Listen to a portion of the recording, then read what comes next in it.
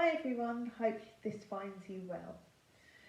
You may have been watching the news recently and seen the protests that are going on in America at the moment with regards to people feeling that their freedom has been curbed during the lockdown situation. And one thing I've noticed is the number of people that are actually protesting about the fact that they see their right to worship has been removed at this time. And that's really set me to thinking. Now in Acts 16 we read about Peter and Silas who had been put in prison. And if I'd have been put in prison in the circumstances that they were, where it was really unjustified, I would have actually been quite angry and I would have been protesting. But what did they do? Well, they worshipped. They praised, they sang hymns. And the other prisoners were listening. And why did they do that? Well, it was because that they didn't let their circumstances dictate their actions. And they knew that their circumstances didn't dictate the fact that they could worship Jesus. And what was the result of that? Well, there was an earthquake and the doors burst open. And if I'd have been in prison and the doors had burst open, I think my first thought would be, run, let's just go. But they didn't. They stayed. And what was the result of that? Well, there was a guard. And when he saw that the doors had been opened, his first thought was, oh my gosh, the prisoners have gone. Life is just not worth living. The repercussions of that would have been huge.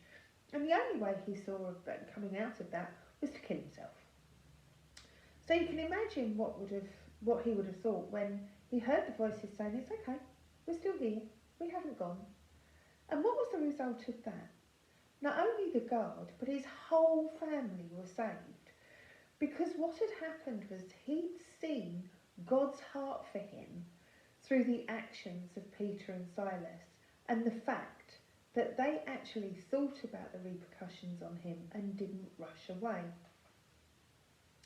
Now, don't get me wrong, I really miss corporate worship. I really do.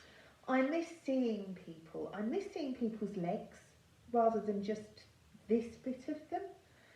I miss, although the online services are fantastic, I miss the spontaneity of worship that we so enjoy. But we're told that actually worship is a lifestyle.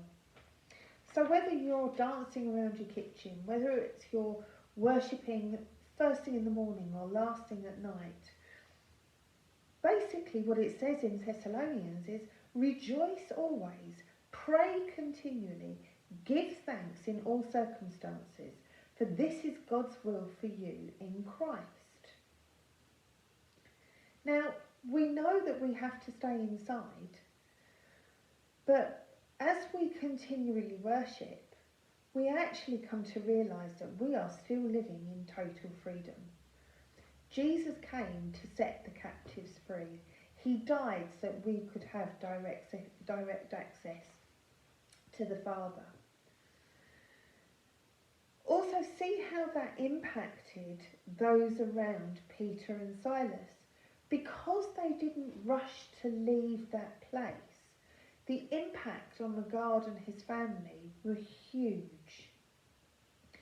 And then that meant that eventually they were fully pardoned and able to move into the next thing that God had in store for them.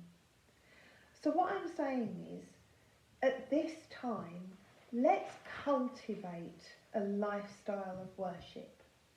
Let's be intentional about praising and rejoicing in all circumstances. And then when the doors do finally open, don't be quick to rush.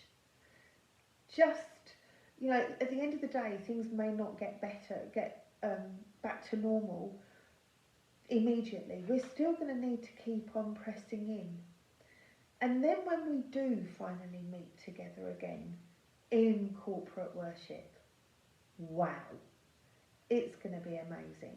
It's going to be lovely to see each other. And yeah, we're never going to take it for granted again. Thank you. Bye.